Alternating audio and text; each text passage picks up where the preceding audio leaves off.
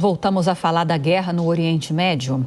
Após a morte do líder do Hezbollah, novos bombardeios de Israel no Líbano incluem Beirute e deixam mais de 100 mortos.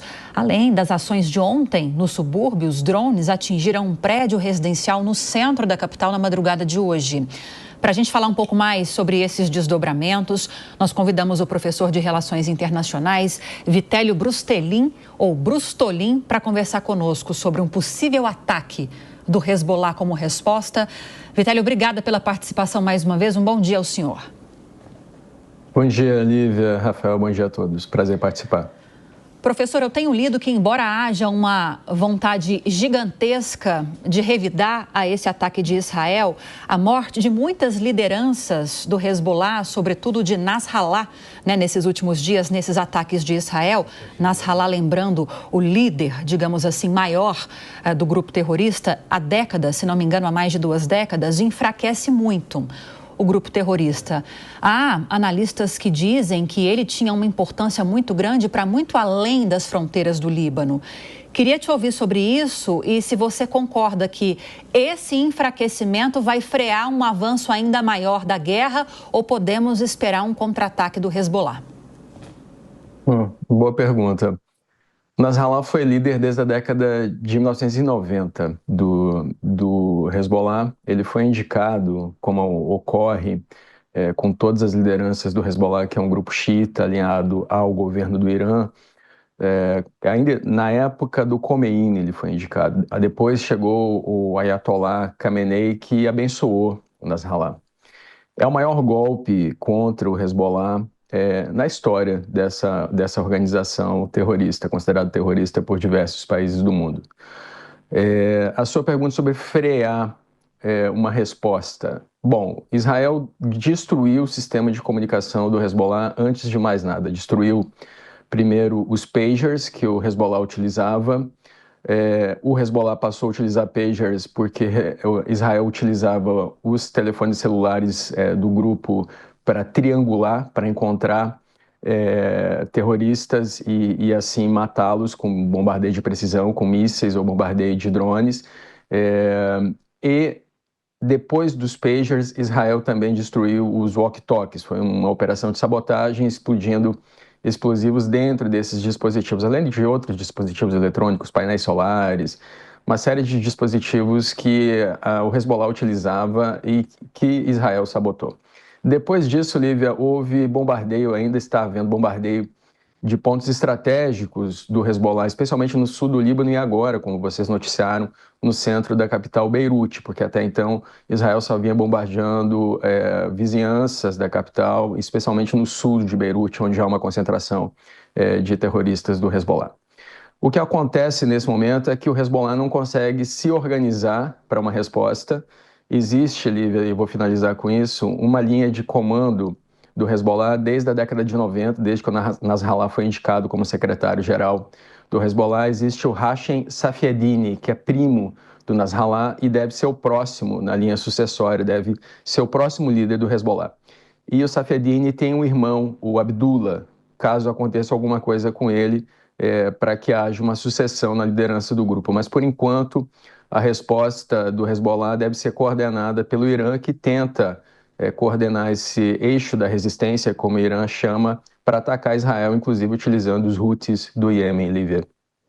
Lembrando que nós estamos mostrando imagens em tempo real agora, lá do Líbano, enquanto o professor conversa com a gente. Professor, e o Irã?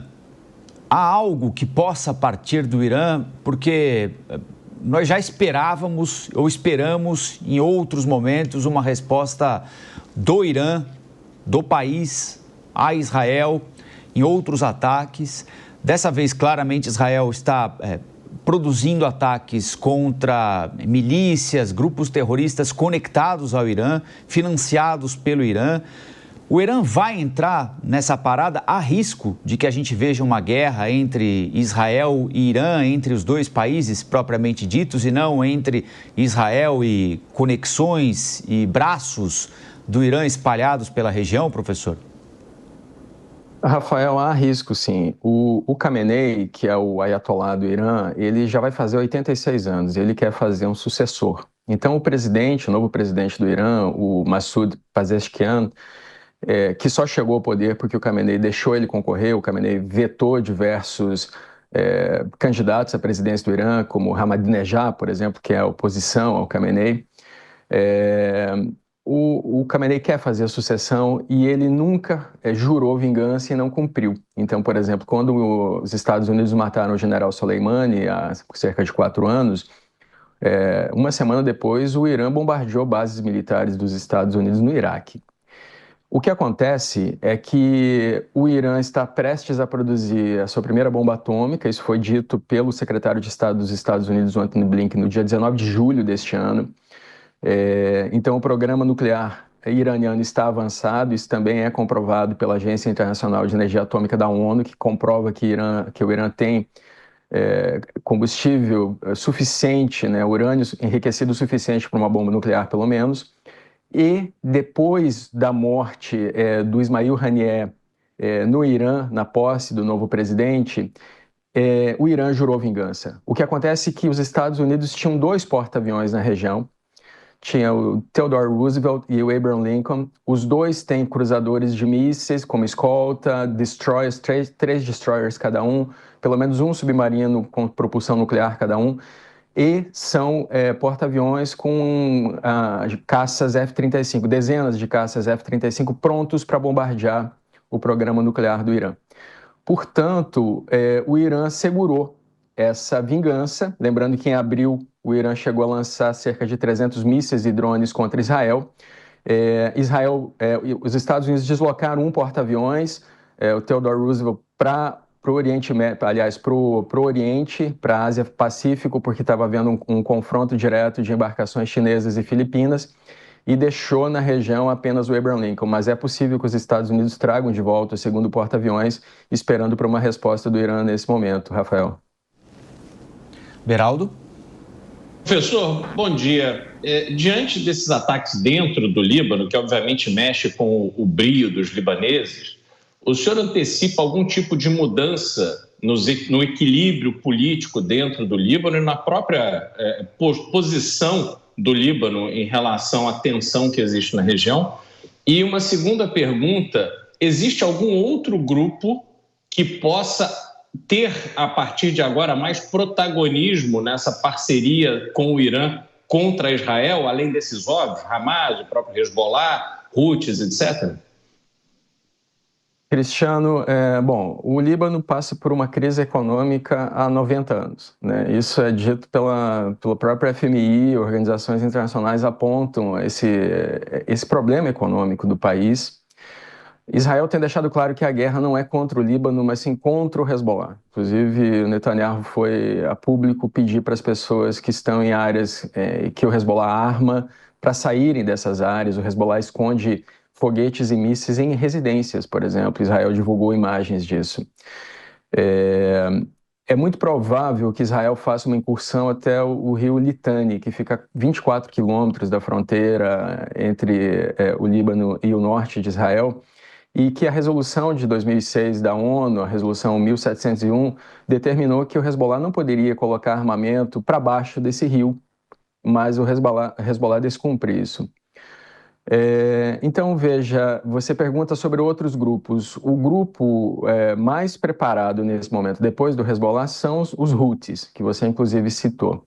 Israel vem bombardeando bases dos Houthis, lembrando que os Houthis do Iêmen tiveram um confronto direto com a Arábia Saudita, por exemplo, que teve uma aproximação com o Irã em 2023, mediado pela China. Os Houthis vêm bombardeando embarcações civis, mercantes, que tentam atravessar o canal de Suez há muitos meses. Então, nesse momento, os Houthis tentam atingir Israel com mísseis. E aí são utilizadas as 3 camadas de defesa antiaérea de Israel. Não é só o domo de ferro, que protege Israel contra foguetes, tem também o David Sling, que protege Israel contra mísseis de média altura, e o sistema Arrow, que protege Israel contra mísseis de alta altura. Nesse momento, então, Israel ataca todas as frentes. Além desses grupos, tem mais um, que é a Jihad Islâmica na Palestina, que também está na faixa de Gaza, que também atua junto com o Hamas, que alegadamente, Cristiano, tem alguns reféns de Israel em seu poder. Tem forças aliadas do Irã na Síria e no Iraque, porque depois da queda do Saddam Hussein, o Iraque, que era um país sunita, passou a ser controlado por xiitas. Agora, os grupos mais fortes, com certeza, são o Hezbollah e os Houthis, Cristiano. Bom, quero agradecer ao professor de Relações Internacionais, Vitélio Brustolin, que conversou com a gente sobre Oriente Médio, sobre os ataques de Israel ao Hezbollah. Professor, muito obrigado pela entrevista e até a próxima. Obrigado a vocês. Bom dia a todos. Vamos seguir falando sobre essa quase guerra total lá no Oriente Médio. Há especialistas que dizem que isso já está acontecendo, outros especialistas que acreditam que ainda não. Enfim, o fato é, a guerra está se espalhando, há novos desdobramentos e é sobre isso que o Luca Bassani vai trazer agora informações ao vivo para a gente. Luca, boa tarde. Bom dia a você, Lívia. Boa semana a todos que nos acompanham. Esse final de semana ficou marcado pela morte de um importante líder de um grupo fundamentalista islâmico do Oriente Médio, líder do Hezbollah, Nasrallah. E agora, pela manhã, mais um ataque no Líbano, nos subúrbios de Beirute, matou o chefe local do Hamas na sua filial dentro do Líbano, se assim podemos dizer. Nós vemos que, mais uma vez, uma operação de inteligência de Israel consegue eliminar uma dos principais líderes, né, desses grupos que têm organizado vários ataques ao país e em outras localidades pelo mundo e que mostra, de fato, como o premier Benjamin Netanyahu e seus ministros estão empenhados nesta guerra agora que acontece no Líbano. Nós vemos que, inclusive, são quase 1 milhão de pessoas dentre as 6 milhões dentro do Líbano que já foram deslocadas, 100 mil delas fazendo o caminho para a Síria. A gente sempre falava aqui durante esses 10 anos do fluxo migratório de refugiados sírios para o Líbano, agora nós vemos isso acontecendo ao contrário. Além disso, bombardeios dentro da faixa de Gaza continuam, então Israel está com uma guerra em duas frontes muito bem estabelecidas, ao mesmo tempo que os Houthis também estão sendo atacados por Israel em suas respostas, né, após o grupo ter lançado mais drones em direção à parte de Israel no Mar Vermelho. Durante esse final de semana, muitos apelos de líderes internacionais, principalmente dos Estados Unidos e França, para uma desescalada desse conflito e um cessar-fogo não foram atendidos por Israel e também pelo Hezbollah e as outras partes beligerantes neste conflito, o que indica que, apesar desta semana termos um ano da guerra completado dentro da faixa de Gaza, provavelmente estaremos por mais bons meses, talvez, quem sabe, até mais um ano, falando desta guerra no Oriente Médio, que já deixou milhões de pessoas deslocadas, milhares de pessoas mortas em todos os lados e que tem elevado muito a atenção do mundo para essa região, também do impacto econômico que isso pode causar, de acordo com aquilo que a gente vê com as commodities energéticas, as rotas comerciais e tantos outros fatores. Nós vamos ficar acompanhando, vendo como essa semana se desenrolará no setor diplomático e também na questão militar estratégica dentro do Líbano e da faixa de Gaza. Vamos seguir de olho, sim. Obrigada, viu? Luca Bassani, que volta já já com mais informações.